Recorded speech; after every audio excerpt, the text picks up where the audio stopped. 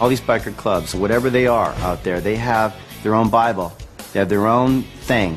Motorcycle clubs are very, very picky about their cuts, their logos, and their fonts. Each patch has its different meaning. There's a consistency in the types of patches as far as the charter name and the name of the members and rank. They're all very specific, and nobody divulged any information to me. It was really left up to my imagination as far as what they were and what they represent. It ain't easy being king. Yeah.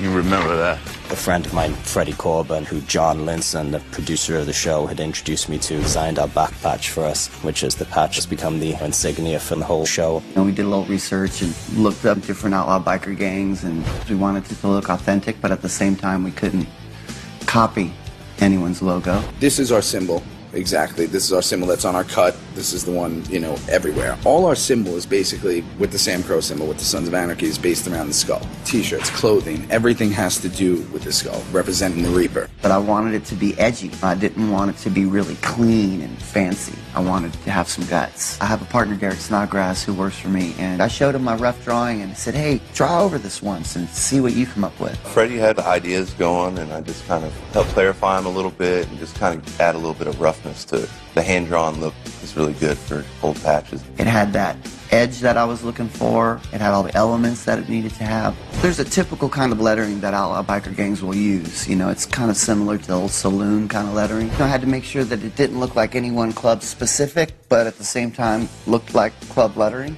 It's really great to have all this stuff to kind of work with to build a person, They have specific clothing and specific tattoos. The guys all have input into the tattoos that they wanted. Some of them are very much club specific in terms of the Reaper and variations of the Reaper. This tattoo that I have is a memorial to my father, John Tallow. I knew that the tattoo that I was going to do was a memorial to Sam Crow. I didn't know the Sam Crow connection to the Sons of Anarchy. I just knew that it was a tattoo that Charlie or Jax was going to be wearing. I thought it would be very easy to begin with to go in and just get covered in tattoos, but I wanted to be slightly more methodical about it. Some of these Sons of Anarchy tattoos that Charlie and Ryan Hurst have on their back are just enormous and gorgeous. I'm an ex-Marine, my character, so I've got a nice Marine tat right here, and this designer was a World War II designer. I'm a more old-fashioned guy myself.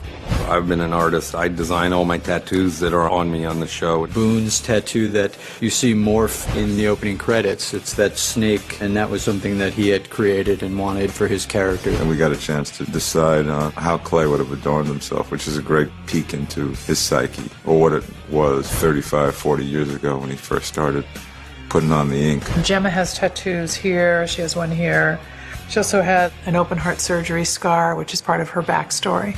It's one of the fun things for the actors to really weigh in on what their tattoos mean and what they are and what they felt like their character would have. The head is shaved every day into the mohawk. The mohawk goes down lower in the back. And then the tattoos, the makeup people are so fantastic on the show. The tattoos are actually, we've got it down where they're on in 20 minutes. It's so easy now compared to 20 years ago. It's on a stencil. It's on a piece of paper with a piece of plastic on the front. They just take the plastic off. They lay the piece of paper on your arm. Then they dab it with water, and then they pull it off. And this thing will last for 4 days. I got 5 tats. One is of Nord with SS on his helmet, and then I got the Nords. I got a shotgun with a swastika and a skull. And this is a dagger with a skull in the middle of it, and you can see the swastika. What's neat about it is that you can tell when you're looking on TV somebody has fake tattoo or a real tattoo, and all those tattoos look real to me.